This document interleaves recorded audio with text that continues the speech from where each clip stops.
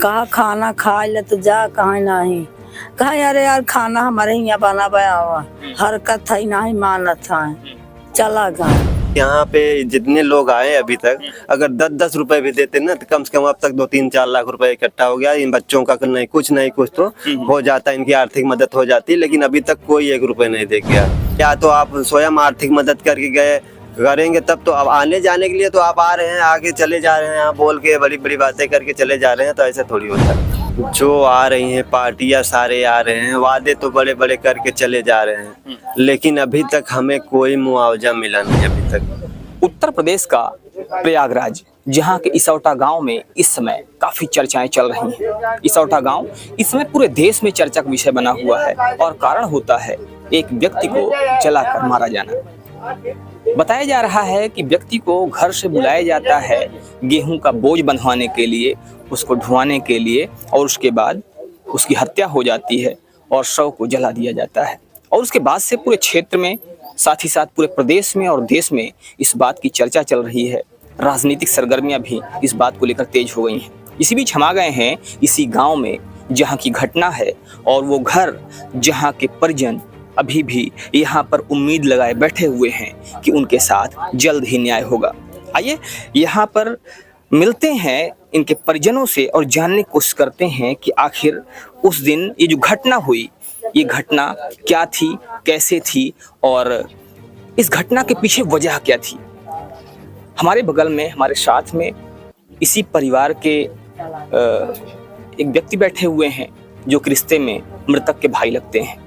इनसे हम जानने की कोशिश करेंगे आखिर क्या वाकया था, कैसे घटना हुई। जिस दिन घटना हुई क्या बात हुई थी और क्या वजह थी इस घटना के पीछे?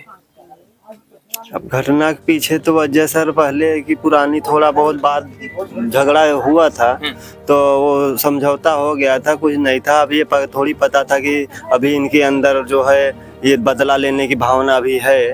हाँ, तो उसके बाद ये बोझ ढोने के लिए बुलाए थे, तो भाई बोझ ढोने के लिए बुलाए थे तो दिन भर काम किए, तो पहले मना किए, उसके बाद फिर ये लोग जबरदस्ती प्रेशर बनाया, उसके बाद आए लिवा के गए। लिवा के जाने के बाद वहाँ अब रात में अल्कोहल वगैरह कुछ पिला उला के जली हुई सुबह में लाश मिली है।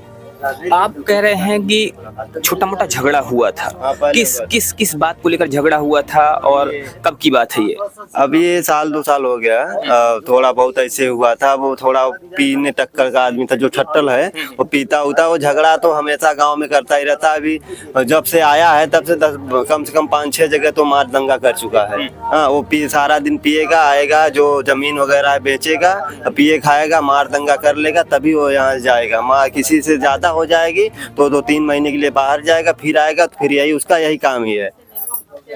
तो 1 साल के लगभग पहले की बात है जब झगड़ा हुआ था, उसके बाद सब नॉर्मल हो गया था, सारी चीजें सामान्य हो गई थी। हाँ, सब नॉर्मल हो गया था तब। तो जब बुलाया गया बोझ बंधवाने के लिए, बोझ ढुआने के लिए, तब क्या ऐसा कुछ उम्मीद थी कि पहले का झगड़ा एक बार फिर से कारण बन सकता है ऐसी वजहों का? अब भाई, अब किसके मन में क्या चल रहा है ये थोड़ी पता है कि वो झगड़ा कर लेके बदला लेंगे। अब वो तो भाई बीत गया था इतने दिन, तो अब वो सब तो खत्म था। हमें तो नहीं लग रहा था कि भाई अभी बदला लेंगे, लेकिन उनके अंदर बदला की भावना थी, तभी तो बुलाए।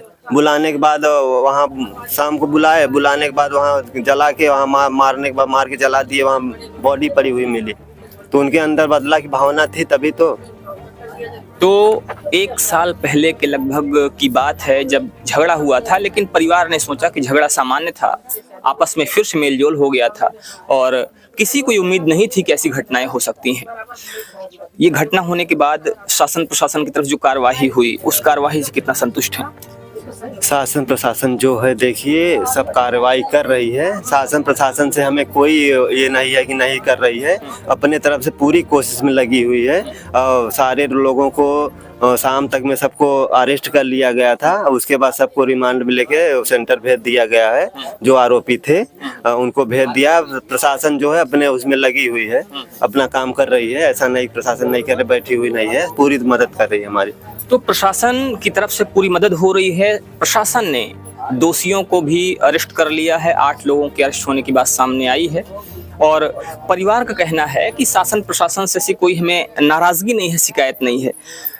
जब से घटना हुई है तो बहुत सारी पार्टियों के नेता भी आ रहे हैं यहाँ पर, बहुत सारे राजनीतिक दल भी आ रहे हैं, उनको लेकर क्या कह रहे हैं कि उनके तरफ से क्या मदद हो रही है?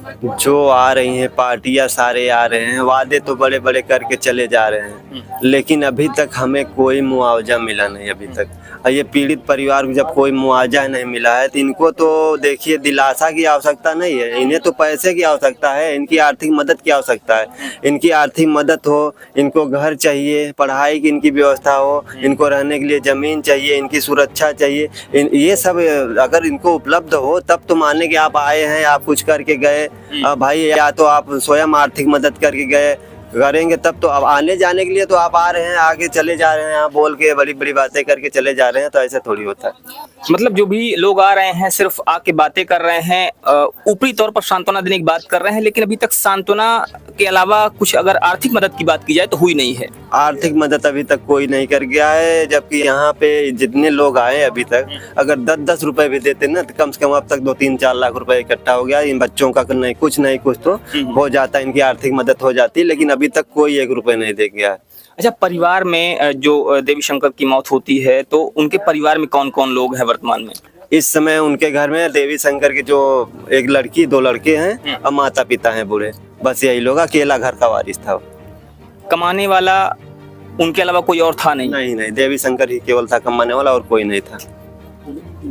तो ये देवी शंकर का परिवार है जो कि अब इस दुनिया में नहीं है। उनके परिवार में वो अकेले कमाने वाले थे। अगर उनके अलावा बात की जाए तो घर में एक बेटी है, 2 बेटे हैं और साथ ही बूढ़े माता पिता हैं। मैं आपको दिखाना चाहूँगा, देखिए ये उनका परिवार है और ये माता हैं उसी व्यक्ति की जिनकी हत्या कर दी गई है। एक बेटी है और एक ही छोटा बेटा है और वो बड़ा बेटा है। इस तरह से परिवार में अगर देखा जाए वर्तमान में तो कोई भी कमाने वाला नहीं बचा है। आइए हम बात करते हैं माता जी से और इनसे जानने की कोशिश करेंगे कि आखिर उस दिन जब उनको बुलाया गया था बोझ बनवाने के लिए तो वो घर से जब गए तो क्या बात हुई थी, क्या कह गए थे? अम्मा, क्या कितने बजे की बात है जब वहाँ से यहाँ से? 9 बजे के 10 बजे के बीच है। हाँ, 9 बजे के बीच आए, बोझ लिया गया, छोटल ठाकुर लिया गया, बोझ ढोए। कहा खाना खा ले तो जा, कहा नहीं, कहा अरे यार खाना हमारे यहाँ बना बया हुआ, हरकत है नहीं मानत है, चला गए।